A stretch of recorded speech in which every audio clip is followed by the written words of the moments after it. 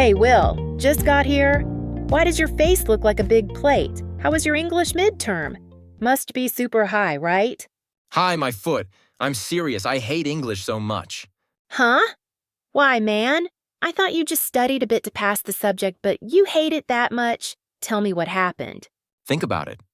I learn English, and all I see is go camping, go surfing, order steak medium rare. But in real life, I take care of buffaloes, chase ducks, wake up and swim in the river, cut grass for cows. Have you ever seen those words in the English textbook? They're all stuff from another world. Well, English is the language of developed countries. They make the textbooks based on their lifestyle. Eat healthy, go hiking, have a weekend at the museum, or make a plan for a Europe trip.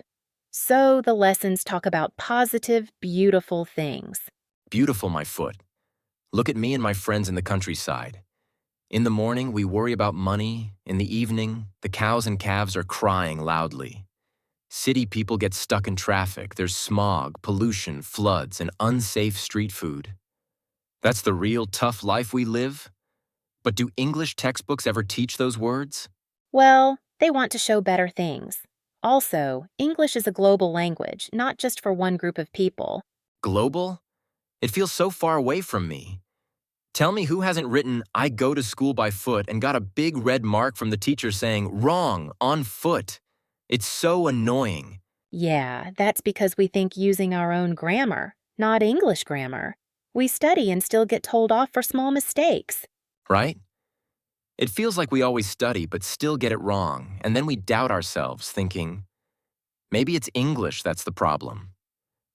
I'm not stupid. It's just English is toxic.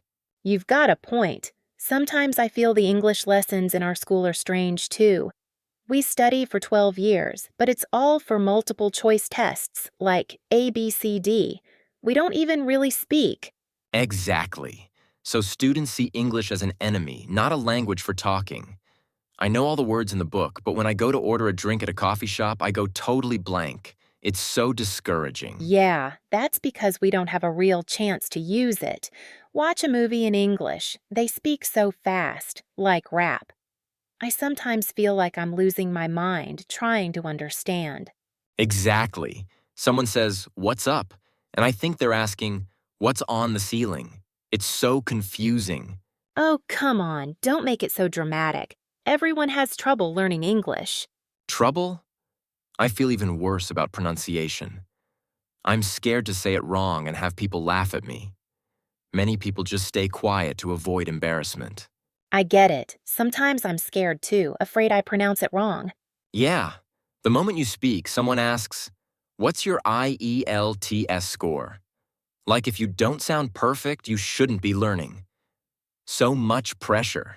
But think about it. English has some good points. You can read news, watch movies, search for information from other countries, like knowledge about computers, space, black holes, or nature in Africa or the deep sea. Most of it is in English. English is like a bridge to big knowledge that poor or developing countries may not have easy access to. Okay, it sounds good. I don't deny that. But in my life, I never use the words in the textbooks. Think about it. Words like plow, cut grass, pick pepper, harvest cashew, do farming. You rarely see those in English books.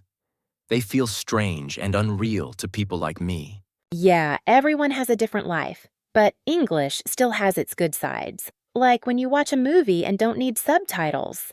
No way. I'd rather watch the dubbed version than try to read subtitles and still understand nothing. You're something else? Oh, and there are some weird English grammar rules, too. Why do we add S for plurals, but child becomes children? I swear I give up with those. And words that look the same but sound different. Read now is ri-d, but read past is read. Then there's live, to be alive, and live on TV. It's crazy. True. Sometimes I ask, if your grammar is so logical, why don't you try learning Vietnamese for a change? Exactly. Vietnamese has so many tones and accents that they find hard to learn. So why do we have to stress over this messy language? Don't say that. English has its own rules. Maybe we just aren't used to them yet. Not used to it? I've studied for more than 10 years and I still feel like it's a big mess.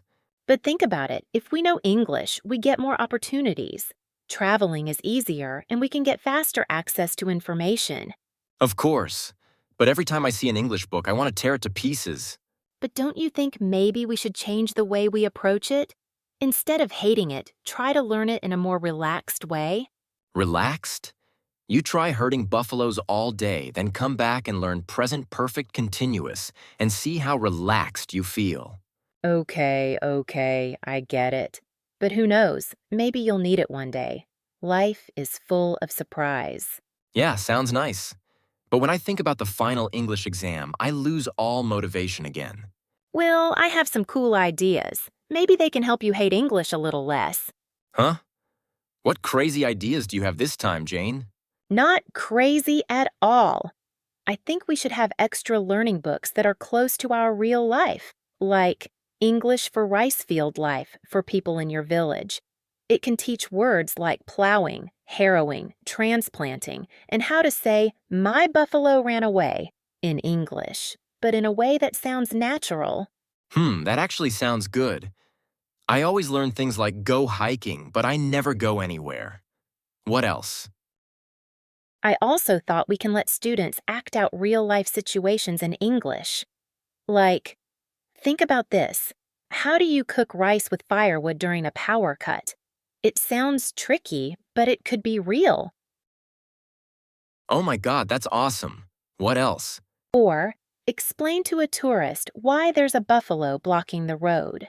Those situations are funny and sad at the same time. If you learn with things like that, you will remember more than how to order steak medium rare. Yes. Sometimes I want to tell my dog not to eat secretly, but I don't know how to say it in English so he can get the message.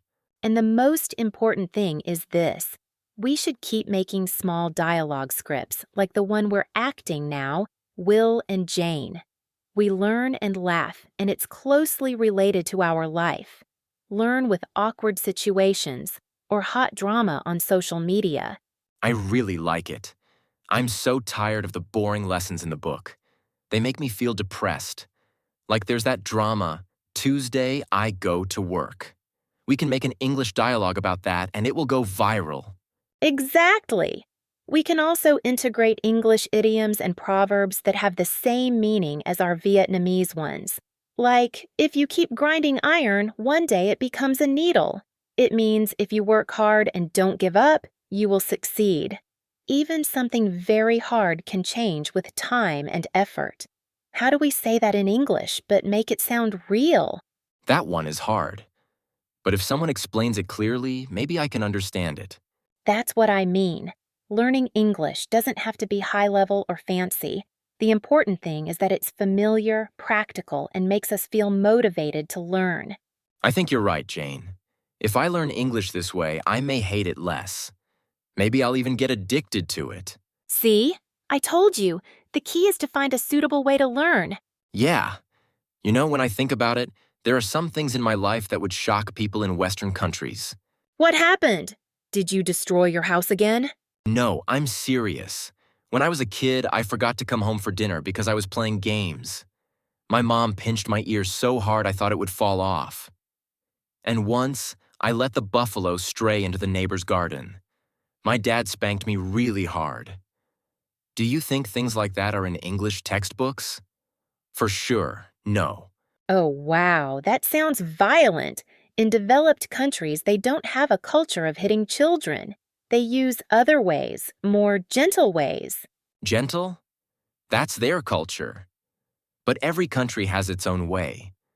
In our place, we say, spare the rod, spoil the child. My parents showed love by teaching me with real action. Why can't English lessons show that too? Like, my mom pinched my ear so hard because I was late for dinner.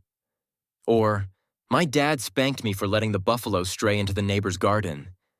That's real life. I get what you mean, but those things are a bit sensitive. What do you mean by sensitive? I mean, they are topics that can make people feel sad or angry. Some people don't want to talk about them. Okay, but that's still my life. And the words like pinch, spank, stray, they are closer to me than attend a concert or go sailing. Yeah, maybe we should have more points of view in English lessons. Not just things from rich countries, but also from different lives, like yours. Exactly. Why learn English that's like walking on clouds? It should be real, like the ground we live on. I think if we had examples like yours, students in the countryside would feel English is not far away. Like, oh, I can say my dad hit me in English too. Right? English doesn't have to be boring. If we add some flavor from our real life, it becomes more fun and down to earth. What do you mean by down to earth? I mean things that are real, not like something from a movie. I agree with you, Will. English lessons should match the real life and culture of the learners. I hope the people who make textbooks can think like you, Jane. If not, I'll go crazy. Don't worry. Maybe in the future things will change. For now, drink your coffee and let's take it easy. And remember, English is not the enemy. The real enemy is boring lessons. Okay, cheers. I hope I won't have nightmares about English again. But if I do, I'll write a horror book and become rich.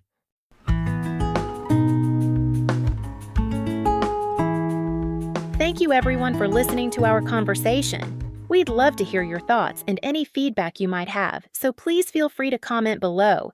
You can find some new words and phrases we used in the description. And if you enjoyed our chat, don't forget to subscribe. Hey.